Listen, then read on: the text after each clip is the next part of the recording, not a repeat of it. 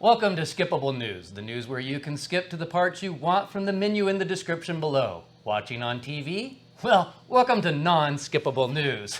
Here are today's stories. Rosie Graves from Eastern Sierra Cancer Alliance was in. Andy and Jeff share about the Owens River cleanup project.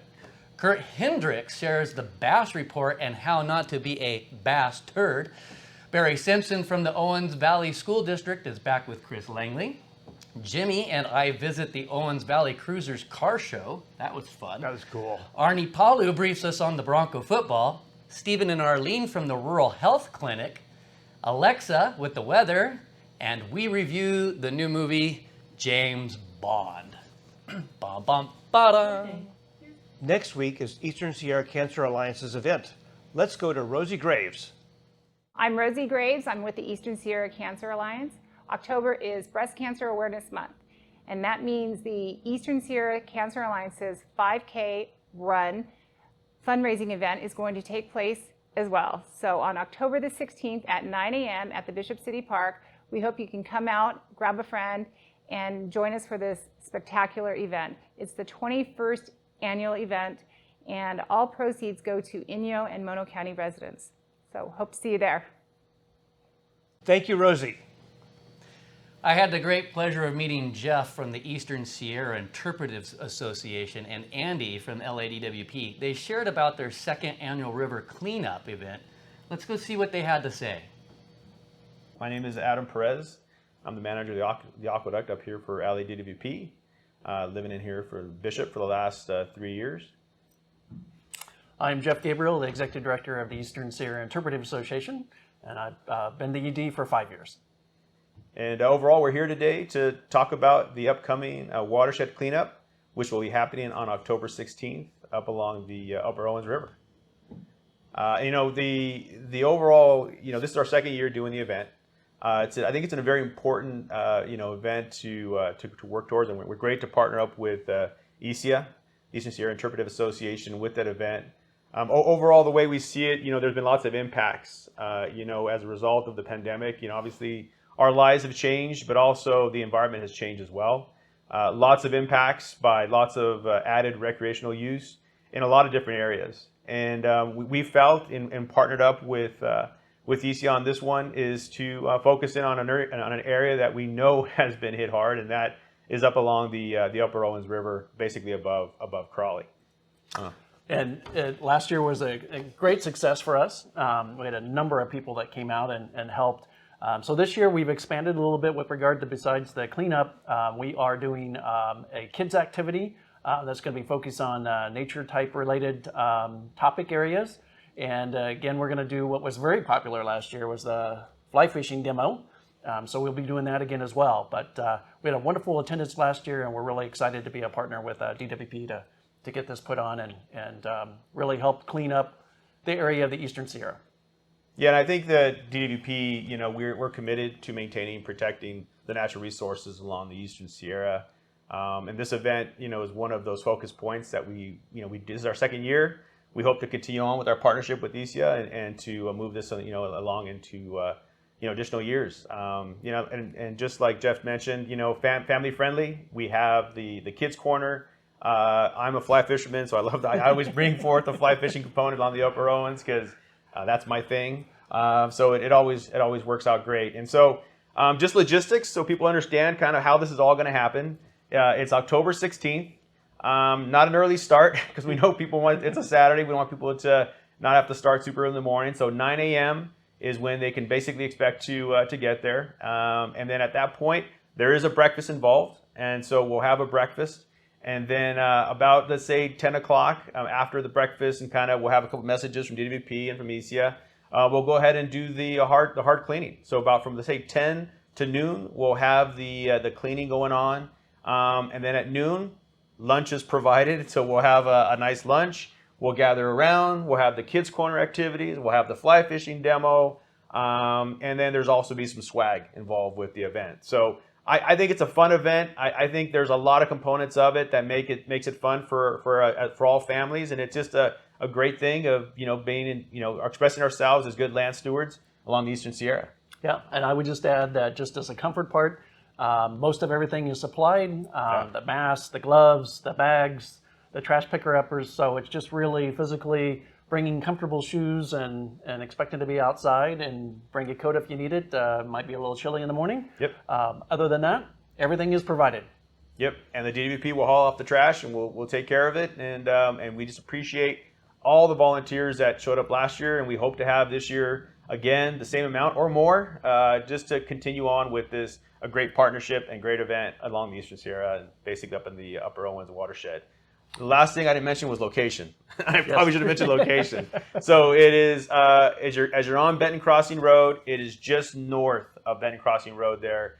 There's a parking area. There's a little parking area there, and that's where you'll see us. If you're on Benton Crossing, you'll basically be able to see we're all gathered, and it's just right north of the Browns campground. And if you want to register for the event in advance, you're welcome to do that. You can send an email to Jeff, Jeff, at esiaonline.org, or you can call 760-872-1220 to register for the October 16th event.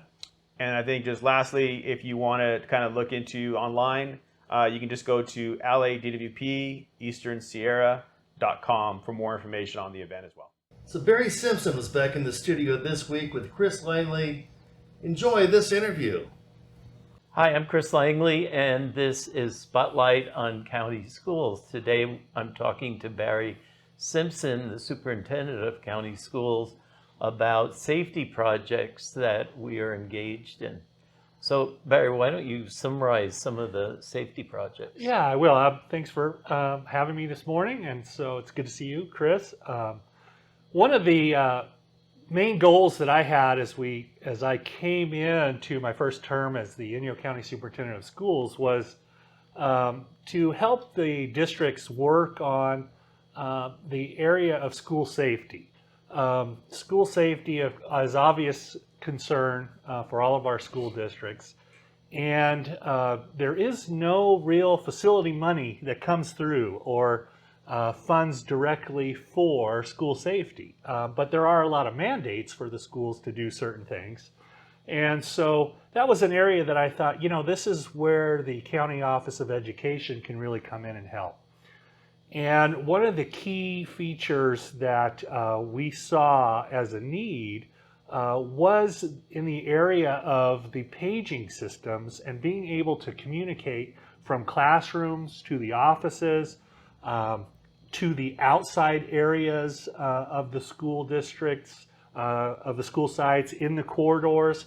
So the first thing that we're working on is two-way speakers and speaker systems that are throughout the campuses.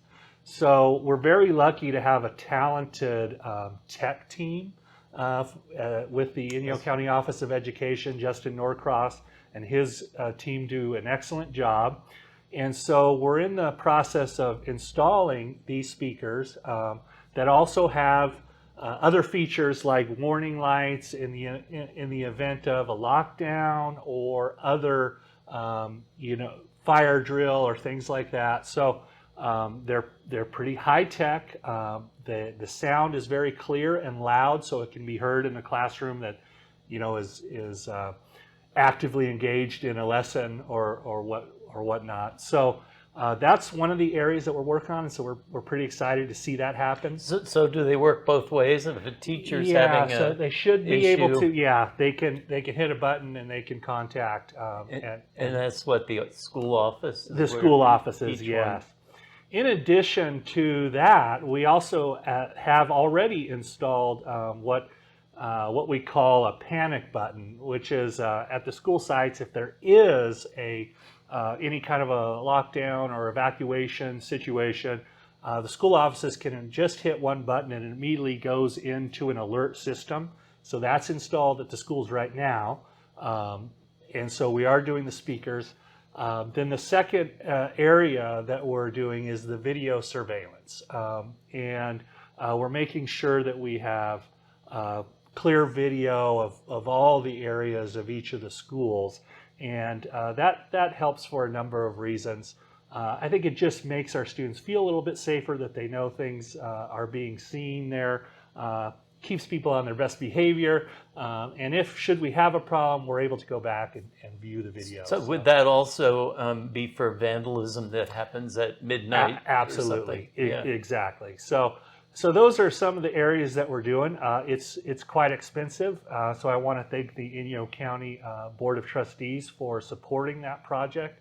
And we are doing that countywide, so at every school site. And we're hoping to have that complete and by the end of the school year at every school, and we will certainly be publicizing the work that was done at that time. So that's every school in the county. That's we're right, talking about. every school. So each of the school sites in Bishop, in Big Pine, in Owens Valley, the 2 school sites in Lone Pine, up in Round Valley, out in Death Valley, and at the school site in Palisade too. We're working on those. It seems things. surprising considering the history of the last several years of violence and mass shootings in schools that there isn't money coming along with the mandates. Yeah, there is. It's funny. There isn't specific financial streams for things like even for technology. Facility money per se is really done now through school bonds and things like that. There isn't a great deal of money for those projects. So the state gets off the hook for, Correct. they can mandate them, but they don't have That's to right. That's pay right. for them. Thanks, Barry and Chris. Let's go to Arnie Palu from Bishop High and get this week's football update. Friday night was a lot of fun. We started the week off with our team at full strength. We had lost some players due to some protocols, and to get everybody back was great. And we had a really nice week of practice. And then on Thursday we had a great treat. Andy Watt, who's been a big part of the Bronco football program for years, came and addressed the team and talked about what it means to be a Bronco, even if you didn't have a chance to be on the field as a Bronco. And it was just a really powerful message that our kids really took seriously. And then the captains, who were making some great decisions this week, decided to invite Andy out to be an honorary captain. So we had Andy Watt out there for the coin flip, and his message to the Broncos about playing hard and playing for your teammates on the field, but also playing for all the Bronco fans and the people in the community that love this team and love this high school was just something that really captivated our kids, and they responded really well to it. And so to see him come out and play that way with Andy there on the sideline with us was just great. But I do want to talk about our captains making great decisions. It's October, it's Cancer Awareness Month, and every year the kids want to wear pink, and I think that's great. But I challenged them this year to more than just wearing pink. What can we do to make something happen, or what can you guys do to actually make a difference other than just wearing pink and trying to look cool? And the captains came up with the idea that they were going to donate from their own money. And these are high school kids, their own money to donate to the Eastern Sierra Cancer Alliance. For every touchdown, interception, and sack all month, they're going to donate $5 for each one of those to the Eastern Sierra Cancer Alliance. And I think that's just great. To get high school kids to be thinking about others, that's a home run. So our kids are going to be doing that. And you may say, well, $5 for a touchdown. I mean, how many touchdowns are you going to score? Well, we scored 7 last night. Actually, we scored 10 last night, so that's going to add up over the month. And we had a 2 quarterback sacks and a pick. So they're just doing great, and for them to be that thoughtful, I thought was fantastic. So off to a great start with a big win last night. The kids played great. The coaching staff had a great week putting together a game plan that allowed us to be really successful. I really want to thank Coach Beal and Coach Madison on the defensive side, along with Coach Olson, always putting together a great plan. And Coach Will Lyons has our defensive line playing really great. And offensively, Coach Mike Cooper stepped up and called the offense last night, did a great job. Coach Jake and Coach Graves always doing a great job. So kids played great, captains making great decisions, and on the field, Zach Maharo, 4 more touchdowns, over 170 yards. Jacob Redmond had another strong game, running and throwing. It was just a well-rounded game. Our offensive line played really well. One youngster I wanted to point out was Kalen Smith. He stepped in and started for JoJo Red Owl, who's got a little injury. And Kalen just played great on offense and defense. So he had a really strong game. And Kennedy Batchelder has always had a great game on both sides. And so our kids are playing great football. And it was a great night last night for Bronco football. Running clock in the second half. But the band was great. The halftime show was on point. So Bronco fans, you have a chance to be back this week and see the team play, but also see the band and all the festivities around Bronco football. So we invite everybody out this Friday when we'll be hosting the Desert Scorpions. Thanks, Arnie. Go Broncos. Woohoo! Sorry, but Fred Rowe could not join us with the fly fishing report. We did have Kurt Hendricks in here, though, to share the bass report and how not to be a bass turd while out on the water.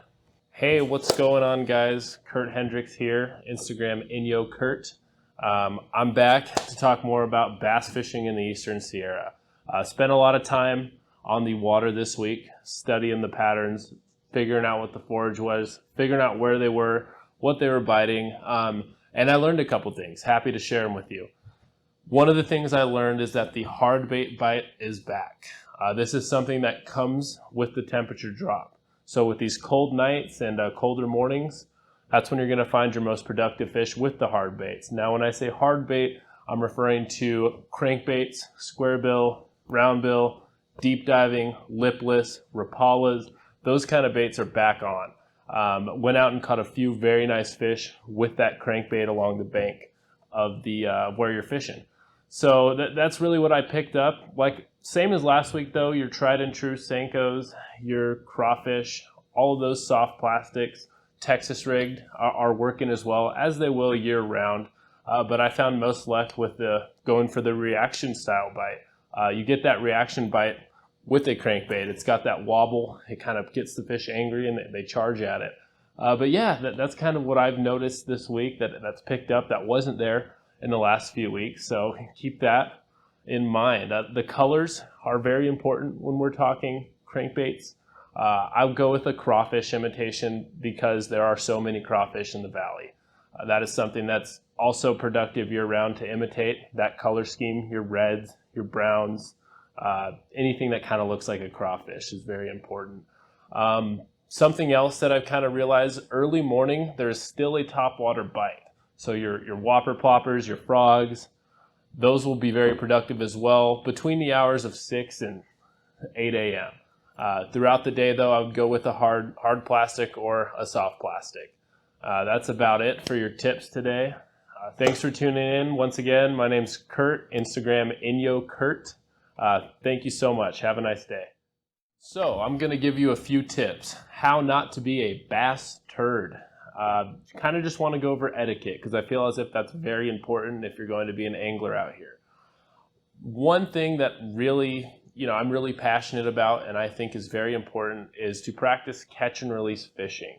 Now, owning a fishing license, you are entitled to keep within your limit, and there's nothing wrong with keeping a fish. Heck, I do it every once in a while, but try to do it the right way.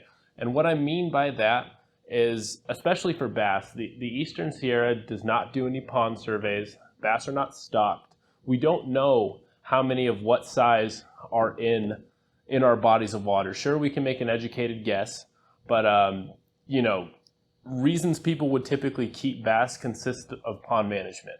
That means, let's say we have too many 1 to 2 pound bass in the water, and they're all competing for the same forage as your 5, 6, 7, 8. Those 5, 6, 7, 8 aren't going to grow any bigger. They're going to be stagnant. Pond management is very important. It's integral. But then again, we don't know what we have. So keep that in mind. I encourage you to always practice catch and release fishing when fishing for bass. The choice is yours, but keep that tip in mind.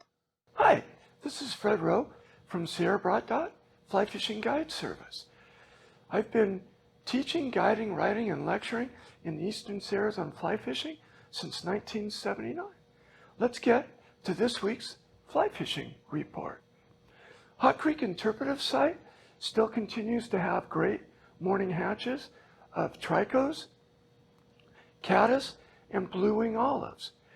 Using the right tippets, 6X or 7X, and matching what the fish are feeding on is how we're having success on the upper Owens. The flies are in sizes 20 to 24. Yesterday, it was a size 20 gray partridge spent caddis that was producing the trout. In the canyon section, it's got a little more gradient. It's a little easier to fish. The fish have to feed reactively, don't have time to discern the difference in your fly. So we're using pretty much the same patterns, blue-wing olives and gray caddis patterns in size 20 down there. And in the mornings, from about 9 o'clock till noon. There's great hatch activity, and then it turns to a nymphing situation. Cold weather is going to affect the fishing and make the hatches more middle of the day, 10 to 2. Upper Owens River, they're pushing water out of the Mono Basin into Crawley Lake to send down south to fill the reservoirs. This has caused the river to increase from 60 CFS to 120 CFS. The margins of the bank where it's low are flooding, so waders are now needed to fish the upper Owens. Heavy weights with nymphs or heavy weight with streamers are needed to get the flies down on the bottom where the fish are. The trophy trout are migrating out of Crawley Lake up into the river system, and it's doing great. Below Benton Crossing Bridge is open through the 15th of November for 2 fish 18 inches or bigger, and that section is just starting to see fish moving into it, and it's starting to fish well. Fishing with streamer patterns like mother minnows and hornbergs are producing, as well as nymph fishing with a Euro system using green and gold prince nymphs and stoner nymphs. The lower Owens River is pretty much washed out for fly fishing right now. It's at 400 CFS. For those that are really enthusiastic about fishing, you can try and catch a few fish, but it's really too fast to do anything. Hopefully, the end of this month, it'll drop back to its normal winter flows of 100 CFS. Bishop Creek Canal, behind the Fort Dealer, continues to produce good fishing. Trico hatch is waning, but it's still there. If you catch the right day, size 22, 24, Trico spinners is working.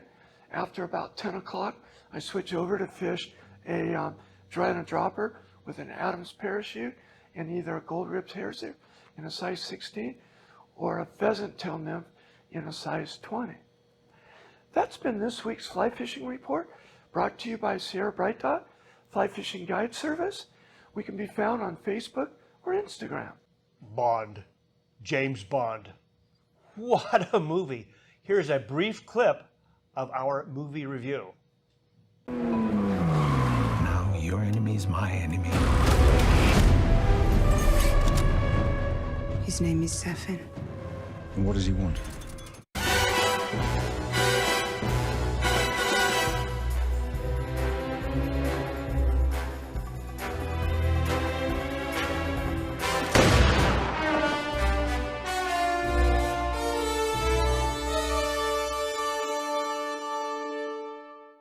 Welcome to A Room with Many Views.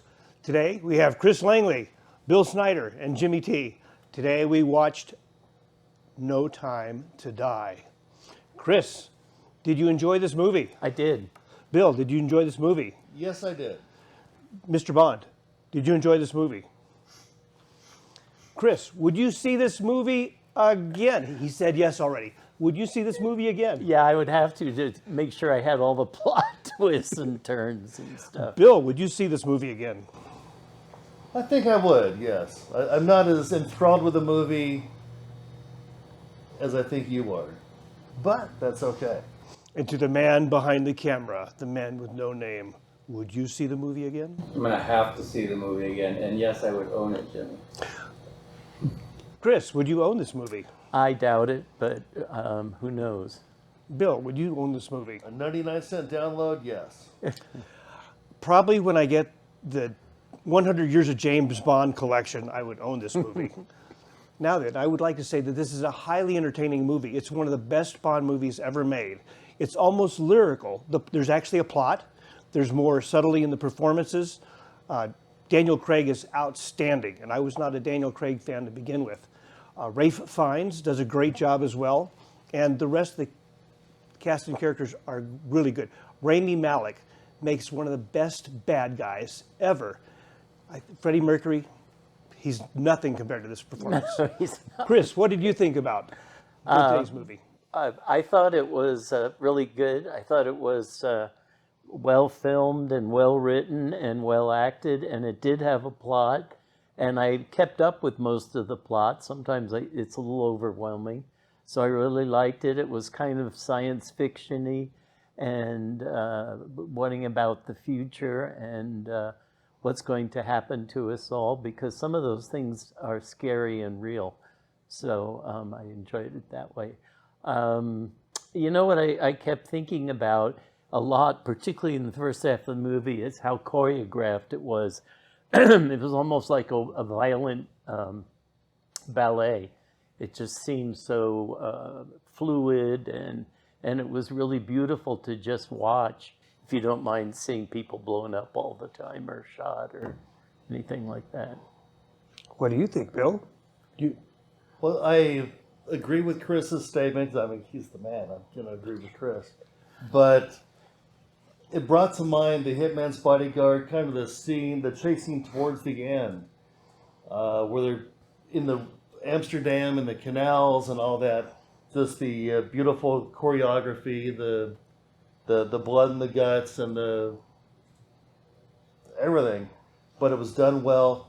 What struck me, because I've seen a lot of the recent Marvel movies and things, it looked like it was real stunts. I didn't see a whole lot of CGI. I think some of the helicopter scenes. But other than that, it looked like real people doing real stunts.